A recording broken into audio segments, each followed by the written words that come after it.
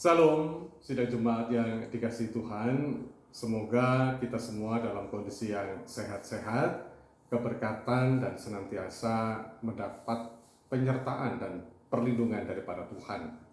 Walaupun sebenarnya saat ini kita masih menghadapi pandemi yang kita nggak tahu kapan berakhir.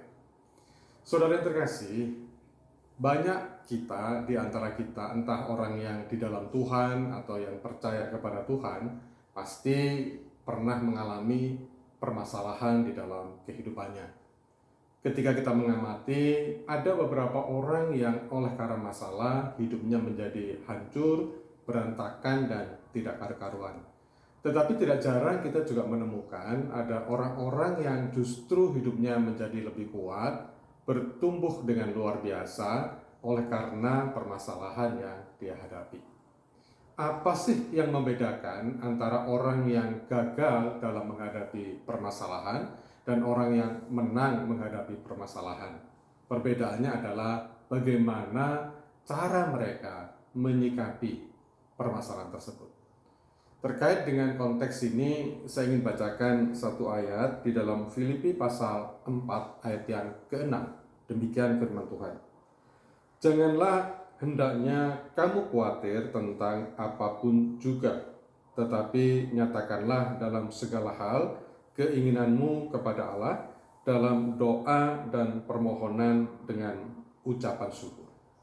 Saudara, teks ini mengajarkan kepada kita bagaimana menyikapi permasalahan itu dengan tepat.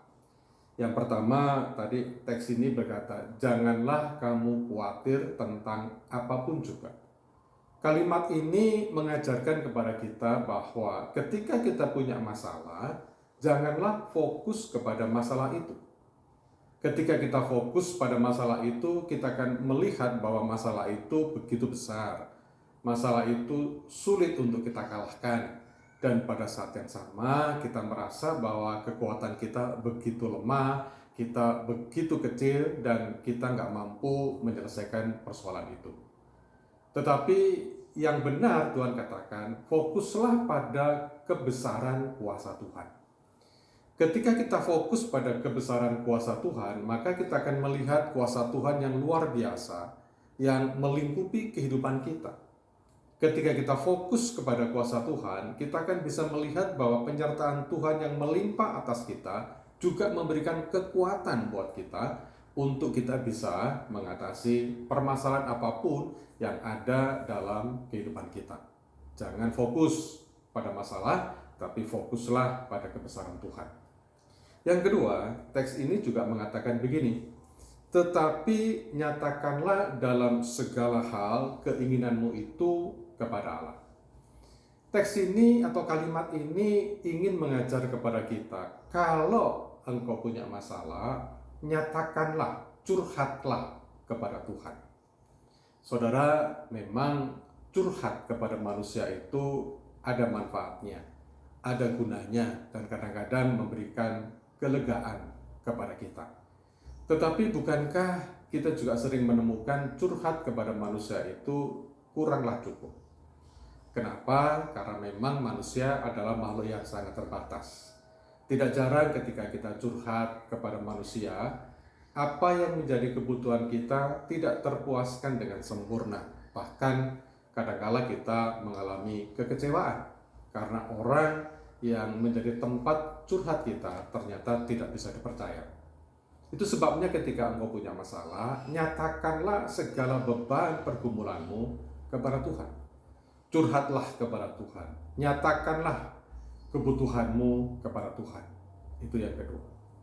Yang ketiga, teks ini juga mengajarkan kepada kita, ketika kita menyikapi persoalan di dalam Tuhan, ada 3 tindakan yang harus kita lakukan.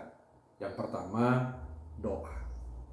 Saudara, bicara tentang doa, itu bicara tentang bagaimana kita membangun keintiman dengan Tuhan. Ketika engkau punya masalah, bangun keintiman dengan Tuhan. Nyatakanlah segala pergumulanmu dalam relasi dengan Tuhan. Milikilah jam-jam doa yang teratur. Ini tentang doa. Tindakan yang kedua, dalam teks itu dikatakan juga, nyatakanlah permohonan. Saudara, bukankah permohonan itu bicara bagaimana kita menyampaikan semua kebutuhan kita, keperluan kita kepada Tuhan?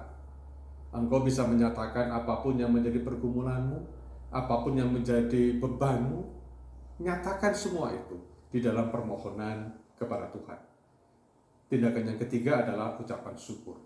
Bagi saya, saudara, ucapan syukur itu ada dua dimensi. Dimensi masa lalu dan dimensi akan datang. Dimensi masa lalu, ucapan syukur itu adalah sebentuk terima kasih kita kepada Tuhan atas apapun yang terjadi dalam kehidupan kita. Entahkah yang terjadi itu sesuatu yang baik atau sesuatu yang buruk, ataukah yang terjadi itu sesuatu yang membuat kita menikmati kelimpahan berkat atau kekurangan berkat. Entahkah sesuatu itu yang membuat kita tertindis atau kita mengalami kelegaan. Semua yang terjadi dalam kehidupan kita di masa lalu, ucapkanlah terima kasih kepada Tuhan. Kenapa? Karena apapun yang terjadi dalam kehidupan kita, entah baik entah buruk, buktinya sampai hari ini kita tetap bisa berdiri di hadapan Tuhan, itu karena penyertaan Tuhan. Maka ucapkanlah terima kasih. Ucapan syukur yang berdimensi ke depan itu adalah pernyataan iman.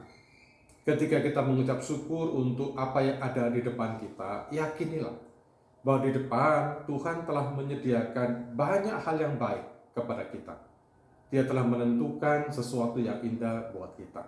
Dia telah merancangkan rancangan yang terbaik buat kita.